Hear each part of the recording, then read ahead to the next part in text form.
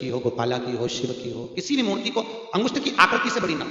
इतनी बड़ी आकृति आपके घर में इतनी बड़ी मूर्ति शोभा दे सकती है। जितनी बड़ी मूर्ति हमारे घर में हम बिठा देते हैं, मूर्ति को उतनी ही पूजन की जरूरत और आटोयाम भोजन की जरूरत हो जाती है। कितनी बार भोजन चाहिए उसको? 8 बार। इस आकृति से बड़ी मूर्ति अगर आपके घर में विराजमान है तो उसको 8 बार भोजन का भोग लगाना पड़ेगा, अष्टयाम। और एक बात याद रखिए, कभी भी कोई भी मूर्ति घर में पोली नहीं होना चाहिए। कैसी नहीं हो? पोली।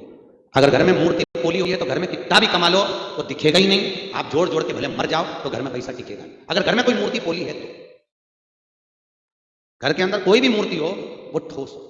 तो इसका मतलब ये नहीं कि आपके घर में अगर कोई मूर्ति पोली है तो तुम उसको घर के बाहर निकाल दो। नहीं, एक काम करिए, अगर मूर्ति पोली है तो उसमें मेन मतलब जो मोम होता है ना, अगर मोमबत्ती का, वो पिघलाकर मूर्ति में अगर कहीं छेद हो तो उसमें से उसको भर दीजिए। मूर्ति को पोला कर, मूर्ति को ठोस कर। ठोस मूर्ति अगर घर में होगी तो लक्ष्मी अपने आप टिकेगी अपने।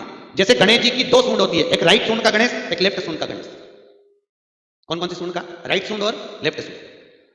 राइट सूंड का गणेश घर में होना चाहिए और लेफ्ट सूंड का गणेश आपका कोई ऑफिस हो जहां से आप अपना धंधा कर रहे हैं, नौकरी कर रहे हैं, सर्विस कर रहे हैं, काम कर रहे हैं, बिजनेस कर रहे हैं, या आप अपनी कोई भी कुर्सी के ऊपर बैठते हैं किसी कमरे में जाकर, उस कमरे के अंदर लेफ्ट सूंड का अगर गणेश होगा तो आपकी तरक्की को, आपकी उन्नति को दुनिया में कोई नहीं रोक सकता। और अगर जिस स्थान पर बैठकर आप बिजनेस कर रहे हैं, कमा रहे हैं, उस स्थान पर अगर राइट सूंड का गणेश होगा तो आपकी तरक्की नहीं, वहां लेफ्ट सूंड का गणेश होना चाहिए। और घर में जम के बोलो, राइट सूंड का गणेश, राइट सूंड का गणेश घर में बिराज। महाराज, कोई भी प्रतिमा घर में 2 चल सकती है, पर 2 के बाद में प्रतिमा की अगर ठाकुर जी हैं और 3 हो गए तो घर में नहीं चलेंगे। गणेश जी 3 हो गए तो घर में नहीं चलेंगे।